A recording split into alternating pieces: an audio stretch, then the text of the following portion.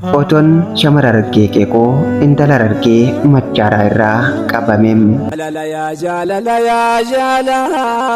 Yaa rokkeetti onnee seentuu halaala sheekan jettu manguddoof dargaggeessa meessumaan miliqtee seenta keessa. Ani maqaan kiyyaa Atuqaa Baadhaam kan itti dhaladhee Arsii Asallaa yoo ta'u kan hin jiraadhu Saa'ud Arabiyaa keessadha.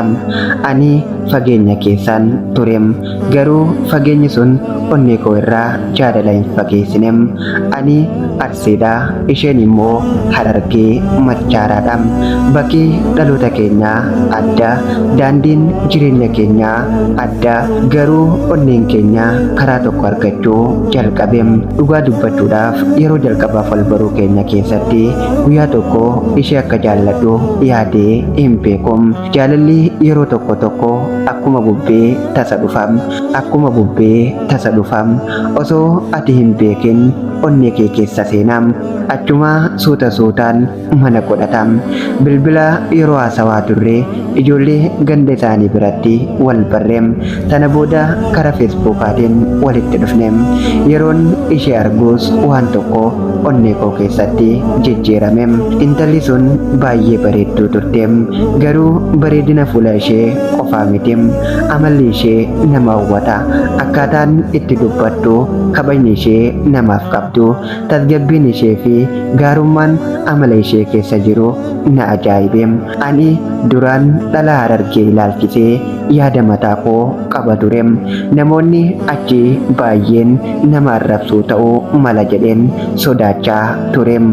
Garuu yeroon ishee argu yaadni sun hundi sammuu koo keessaa badem. Achumaan waan tokkoon hubadhem. Harargeen biyya jaalalaa jedhanii yoo dubbatan tarii sababni isaa jira jedheen yaaduu jalqabem. Sababni isaa immoo ishee ta'uu danda'am. Yeroo waliin haasofnu fageenyi Arsii fi Harargee gidduu jiru akka waan hin jirree natti dhaga'amam. Ani Asallaa isheen immoo Machaaraa keessa, garuu yaadni koo gara isheetti, yaadni ishee gara kootitti dhufaa waan jiru fakkaatam. Jaalalli keenya karaa daandii dheeraa hin dhufnem, konkolaataa yaabbatee hin dhufnem, xayyaaraanis hin dhufnem. Bilbila tokkoon, haasawa tokko, ergaa tokkoo fi feesbuuka tokkoon gara onnee kootii dhufem. Amma an waan tokko ifadhee beekam. Ani intala kana jaalladheeram. Yeroo tokko tokko Arsii fi Harargeen fageenya guddaa qabu jedheen yaadam. Amma garuu fageenyi lafa irra jiru malee onnee keenya gidduu akka hin jirre nan hubadham. Isheen Harargee Machaaraa irraa, ani ammoo Arsii Asallaa irraa biyya lamaan keessa jiraachuun dandeenyam. Garuu jaalalli keenya biyya tokko qabam, innis onnee keenyaadham. Yoo namni na gaafate ati maaliif intala Harargee jaallatte naan jedhee deebiin koo salphaadham. Sababni ishee Harargee ta'uu qofaa mitim, sababni ishee ta'uu qofaadham. Isheen bareedduu waan taateef qofaa mitim, amala ishee na booji'eeram. Haasawaan ishee keessatti tasgabbii argadheem. Yeroo ishee waliin dubbadhu fageenya nan yaaddeessum, akkuma waan isheen na bira jirtu natti dhaga'amam.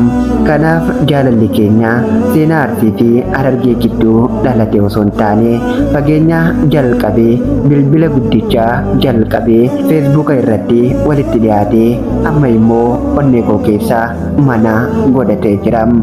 Ani fageenya irra jiraadhee jaalalaan qabamem.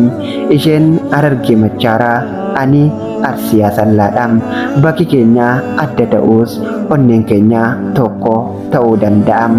Tarii namoonni keenya fageenyi isaan gidduu jira jedhum, ani garuu akkanaan jedhaanim. Fageenyi lafa irraa nama adda baasa, jaalalli garuu onnee irraa walitti nama qaban jedham. Kanaaf kun seenaa intala Harargee tokkoo fi dargaggeessa Arsii tokko qofaa mitim. Kun seenaa anaa fi isheetim.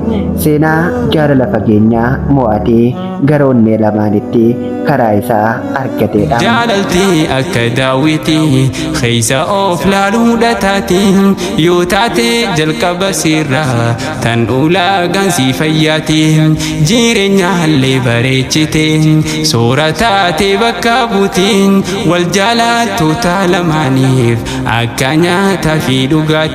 Jaalala yaa jaalala yaa jaalala yaa rokkeetti onnee seentuu halaala sheekan jettu manguddoof dargaggeessa meessumaan miliqxee seenta keessa.